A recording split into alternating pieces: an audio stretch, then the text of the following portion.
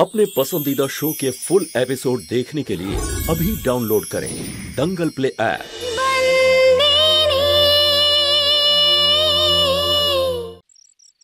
आगे कत मजा हतो ना दीदी, आमी तुमी शांत दीदी मंजूरी और भूरी আমরা সবাই মিলে কত মজা করতাম। কিন্তু এখন তো আমার কাছে কেউ থাকেই না। এখন আমি ভুরি আর মঞ্জুরি পড়ে আছি এই বাড়িতে।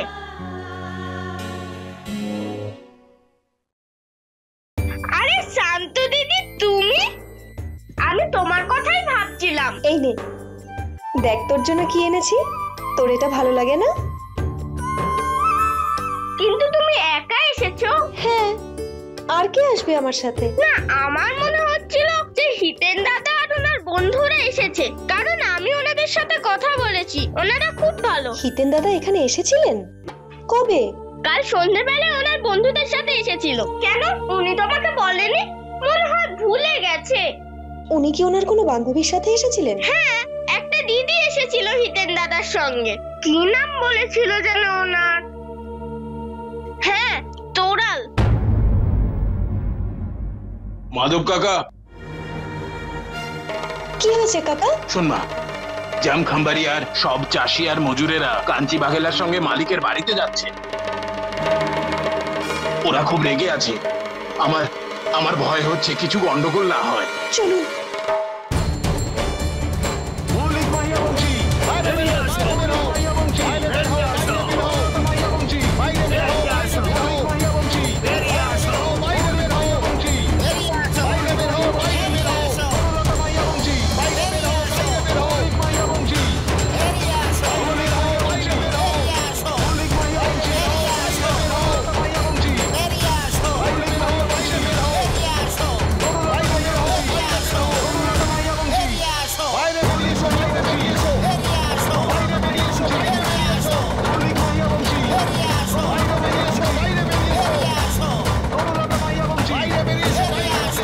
बस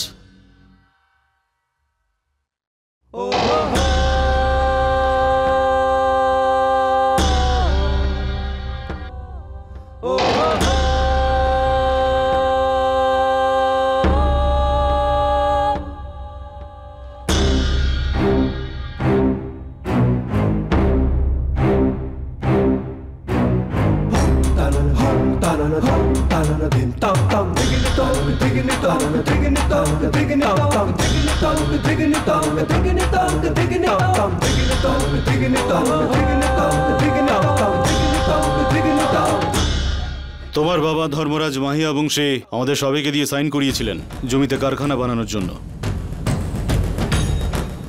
এই কাগজেও কিছু সাইন আছে। আমাকে শ্রমিকদের নেতার পদ থেকে সরানোর জন্য তোমার পিসির সিদ্ধান্তের বিরুদ্ধে। সেই পদ থেকে যেটা ধর্মরাজ মাহিয়া বংশী আমাকে নিজে দিয়েছিলেন। হঠাৎ করে যে এই সিদ্ধান্ত আপনারা নিয়েছেন, আমি আর আমার লোকেরা এতে একমত নই।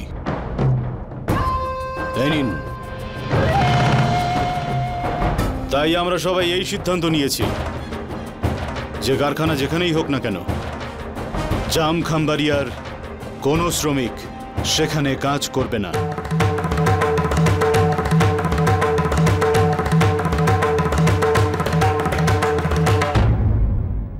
আরে এ আবার কেমন কথা যে তোমরা কাজ করবে না?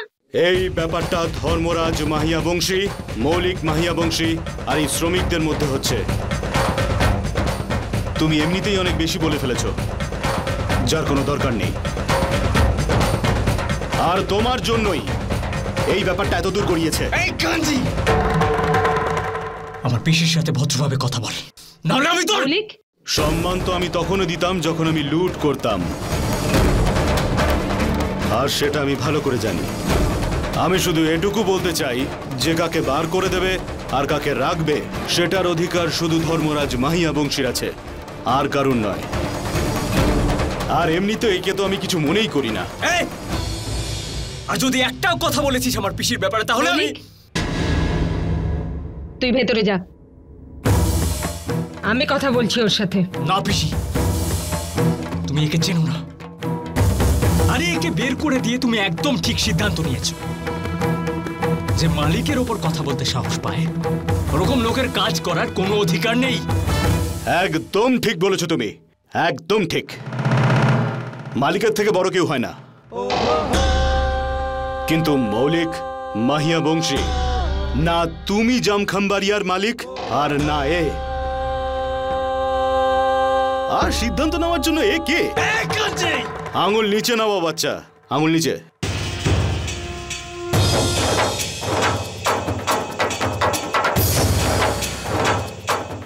আগে কেউ এভাবে আঙুল তুললে আমি তার আঙুলটা কেটে দিতাম। বোঝা গেল আমার কথা? জানো সেটা? সব জানি আমি। টাকা ছিলে তো তুমি। এই ব্যাপারটা তুমি তোমার পিসির থেকে জেনেছো, তাই না?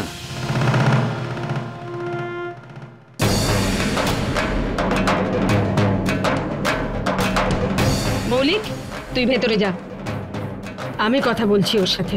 এই নিচু জাতের লোকগুলো না খুব উঁচু গলায় কথা বলে। ভেতরে যা তুই। না আমি উঁচু গলায় কথা বলি, না আমার চিন্তা ভাবনা নিচু মানের। মৌলিক মাহিয়া বংশী, আর একটা কথা তুমি মন দিয়ে শুনে রাখো, আমি কাঞ্চি কাকা, কাঞ্চি কাকা, এতে মৌলিক দাদার কোনো দোষ নেই। তুমি মাঝখানে কথা বলো না, এটা আমার ব্যাপার। সরো এখান থেকে। তোমার স্মরণ শক্তি দেখছি খুবই দুর্বল মৌলিক মাহিয়া বংশী। মনে হচ্ছে বড়দের কিভাবে সম্মান করতে হয় সেটা মনে করাতে হবে। কিসের বড়? হ্যাঁ, ও আমার থেকে ছোট, বয়সেও আর যোগ্যতাতেও। সম্পর্কে উনি তোমার মা, আর মায়ের থেকে বেশি সম্মানীয় কেউ নয়।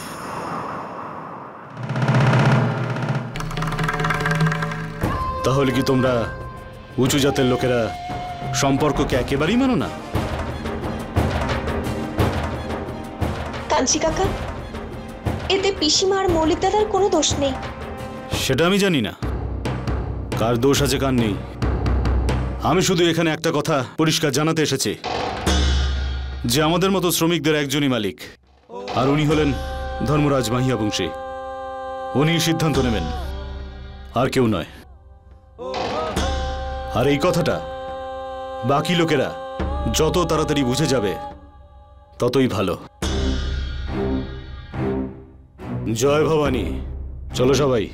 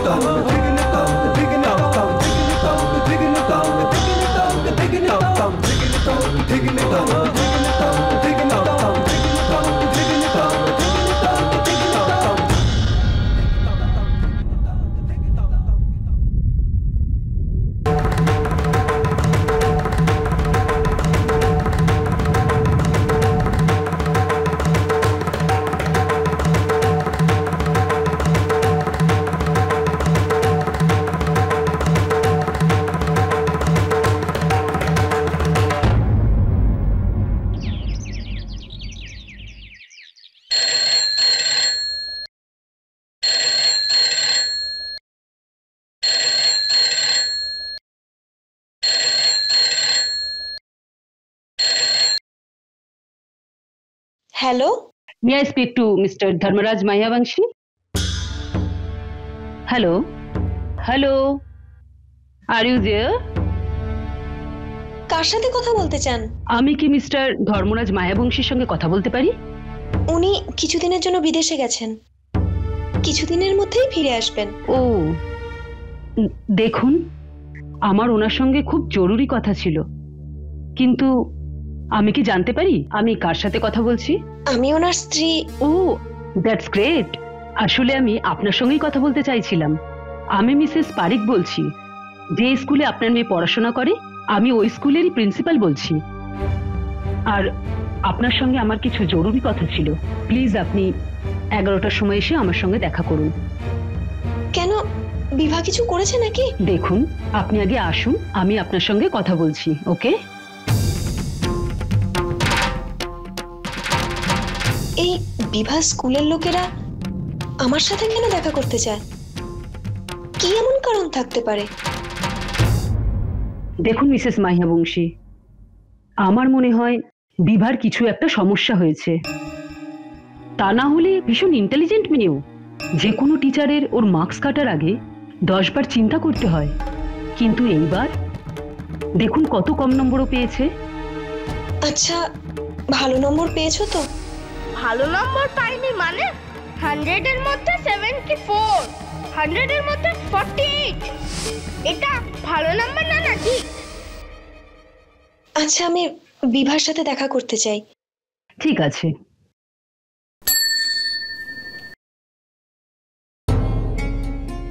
Yes madam. ফুলবতী, বিভাকে ডাকো। ওকে। আমি আপনাকে আরেকটা কথা জিজ্ঞাসা করতে চাই। আপনি এখানে টিপছাপ দিয়েছেন, আপনি কি সই করতে পারেন না? আগে আমি লেখাপড়া জানি না। ও, এই জন্যই বোধহয় আপনি বুঝতে পারেননি ও কত নম্বর পেয়েছে।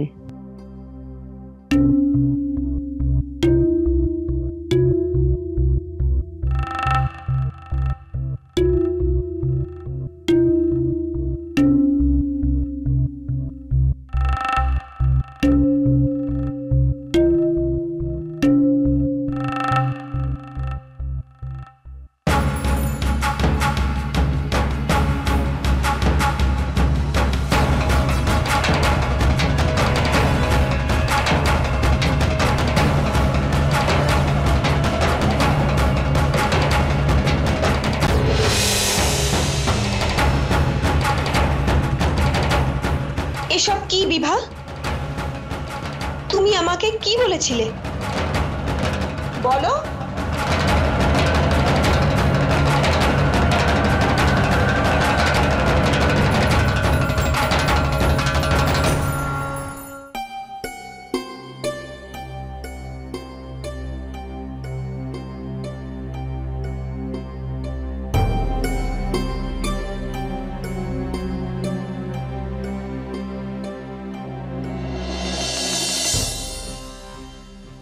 কেন এরকম করলে তুমি বিভা? আসলে কি বলতো শান্তু, এবারে কোশ্চেন পেপার টিচাররা খুব কঠিন করেছিল, তাই এত কম নম্বর এসেছে। কিন্তু শুধু আমি নয়, আরো অনেকের কম নম্বর এসেছে। তোমার সাথে আমি সে বিষয়ে কথা বলছি না বিভা। আমি তোমাকে এটা জিজ্ঞেস করছি যে তুমি আমাকে মিথ্যে কথা বললে কেন? তোমাকে আমি জিজ্ঞেস করা সত্ত্বেও তুমি আমায় এটা কেন বললে যে তুমি ভালো নম্বর পেয়েছো? তুমি তো পরীক্ষায় ভালো নম্বর পাওনি।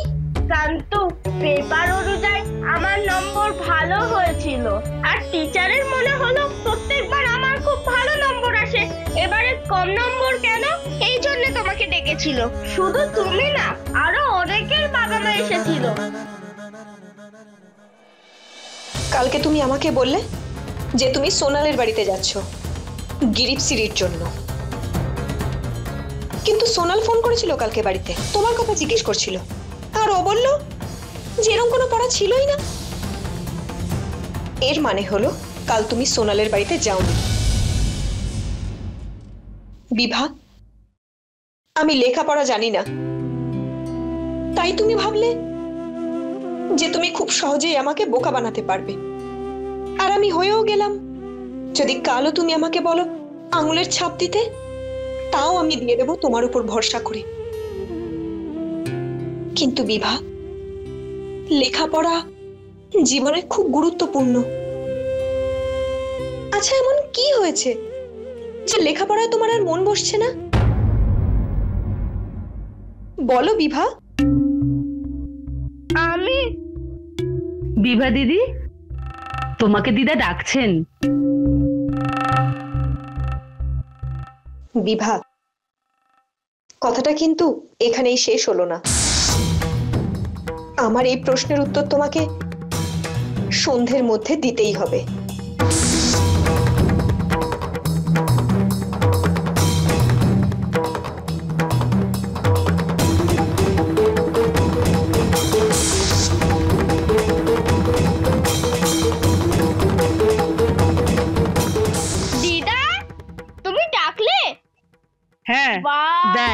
সবার জন্যই এনেছি। এটা তোর জন্য। আমার জন্য? হ্যাঁ, না না, আমার জন্য। এখন এই বুড়ি এইসব পড়বে। কিন্তু দিদা, এরকম একটা নয়, আমার আরো 8টা চাই। হ্যাঁ হ্যাঁ। এতগুলো নিয়ে কি করবি? কি আবার করব? নবরাত্রি শুরু হতে চলেছে, আর একটা করে প্রতিদিন আমি নতুন নতুন পরবো। আর ওই কম্পিটিশনটা তো আছে, ওটাতে আমাকে ফার্স্ট হতে হবে। আর আমিও কি রোজ সেম পরবো? খুব মজা হবে।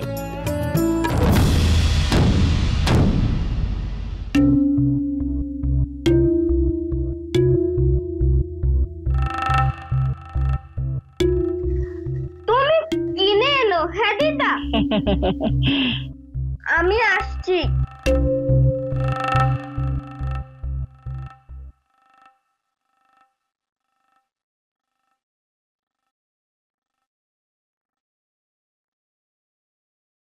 তুই দেখলি সন্তু?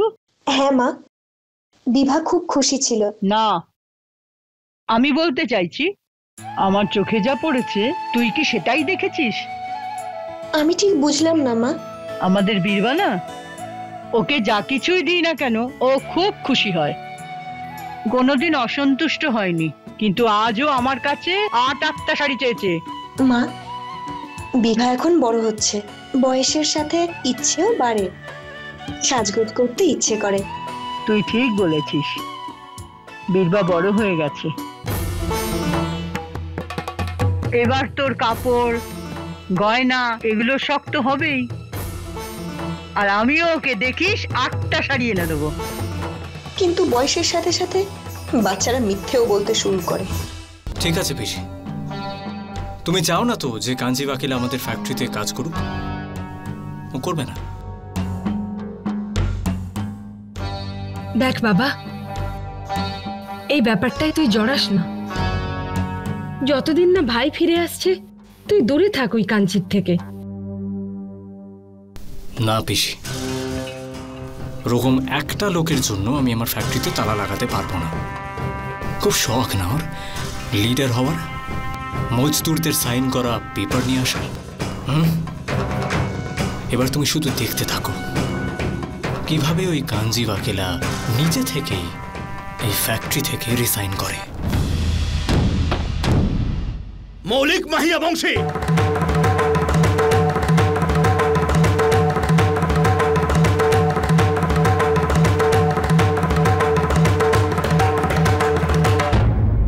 জামখাম্বাড়িয়ার শ্রমিকদের সঙ্গে বিশ্বাসঘাতকতা করার সাহস কি করে হয় তোমার?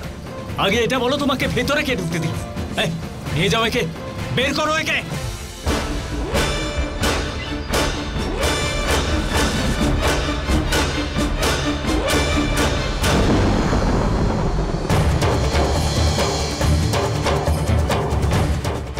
আচ্ছা, তাহলে মৌলিক মাহিয়া বংশীকে বন্দুক দেখিয়ে ভয় পাওয়ানোর চেষ্টা করছো? এটা তোমার জামখাম্বাড়িয়া নয় কাঞ্জি, যে বন্দুক দেখিয়ে তোমার কাজ তুমি করে নেবে। এটা ধর্মপুর, আর যেখানে তুমি দাঁড়িয়ে আছো না, এটা ধর্মপুরের মালিকের দপ্তর, বুঝেছো? আমি সেই কাঞ্জিলাল নই যে জায়গা দেখে নিজেকে বদলে ফেলবো। মৌলিক এই বন্দুক ভয় দেখানোর জন্য নয়, তোমাকে শুধু দেখানোর জন্য যে আমার মতো একজন কৃষকও হতে পারে, আর ঘর বাড়ি হারিয়ে ফেলে হাতে বন্দুকও তুলে নিতে পারে। জামখাম্বাড়িয়াতে যতক্ষণ শ্রমিক আছে ততক্ষণ তুমি বাইরে থেকে কোনো শ্রমিক আনাতে পারো না, আর যদি তুমি এটা করো আমি সেটা হতে দেব না। আচ্ছা, তাহলে তুমি চাও যে তোমার এই যে মজদুররা আছে, যারা গ্রামে চাষবাস করে, কাস্তে কুড়ুল নিয়ে কাজ করে, তারা এখন হিরে পালিশ করবে? হিরে পালিশ করার কাজ কাঞ্জি, মাঠে চাষ করা নয়। তোমার এই মজদুররা কোনোদিন নিজেদের চোখে হিরে দেখেছে যে পালিশ করবে? কিন্তু ধর্মরাজ আমাদের কথা দিয়েছেন, সেই কারণে আমরা আমাদের জমি বিক্রি করেছি। জমি বিক্রি করেছো, বিক্রি উদ্ধার করনি, আর সেই জন্য তোমাদের বাজারের তুলনায় 3 গুণ বেশি টাকা দেওয়া হয়েছে। যদি তোমরা 3 গুণ টাকা বেশি দিয়ে থাকো তাহলে আমরাও আমাদের জমিগুলো দিয়েছি যেখানে আমরা সারা জীবন কাটাতে পারি। কোনো করুণা করনি তোমরা আমাদের ওপর। একটা কথা কান খুলে শুনে রাখো মৌলিক মাহিয়া বংশী, জামখাম্বাড়িয়ার বাইরে থেকে কোনো শ্রমিক এখানে কাজ করতে আসবে না, আর যদি আসে